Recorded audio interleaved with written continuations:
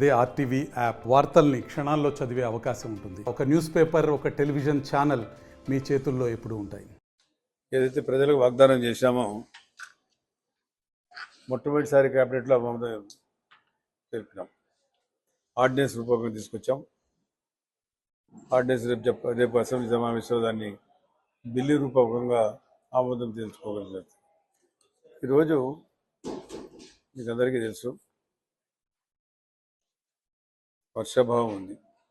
గతం నుంచి వర్షాలు లేవు. నంద్యాల పెద్ద పట్టణం, డ్రింకింగ్ వాటర్ సమస్యలు ఉన్నాయి. గతంలో ఉన్నప్పుడు డ్రింకింగ్ వాటర్ గురించి అసలు పెడచేవని పెట్టడం జరిగింది. ఇప్పుడు నీళ్ళు తక్కువ పడితే ఎక్కడి నుంచి తేవాలని కమిషన్ అడిగితే గోర్కల్ రిజర్వాయర్ తీసుకురావాలంట.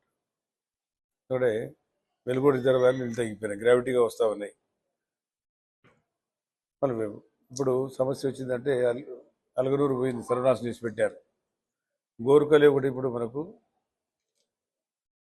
అమృతహస్తం.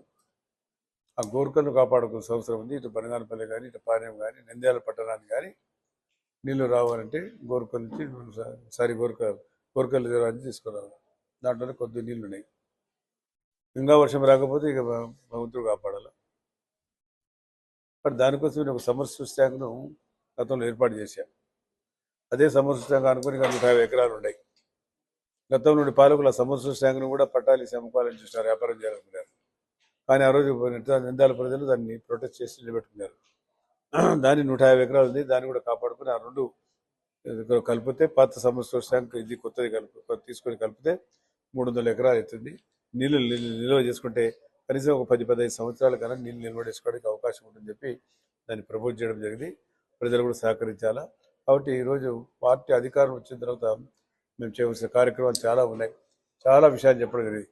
ఇందులో ఆర్థిక భారం ఉంది ప్రభుత్వానికి. 13,58,000 కోట్ల రూపాయలు అప్పు చేశాడు ఈయన. ఒకటి కాదు, రెండు కాదు, 13,58,000 కోట్ల రూపాయలు అప్పుకు వడ్డీ కూడా కట్టాల్సిన అవసరం ఉంది. ఆమెను దానికోసమే ప్రజలు ఆలోచించి సమర్థవంతమైన మరి పరిపాలన ఒక చంద్రబాబు నాయుడు గారు తప్ప నుంచి ఎవరు చేయరని చెప్పి ఆయన ఎన్నుకోవడం జరిగింది. మన పార్టీని ఎన్నుకోవడం జరిగింది.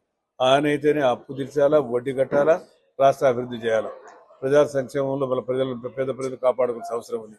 ఇవన్నీ సమస్యలు ఉన్నాయి, చాలా సమస్యలు ఉన్నాయి. కాబట్టి నా డిపార్ట్మెంట్ తరపు నుంచి అది చట్టం సరే, అది అమెండ్మెంట్స్ ఎక్కువగా వస్తాయి.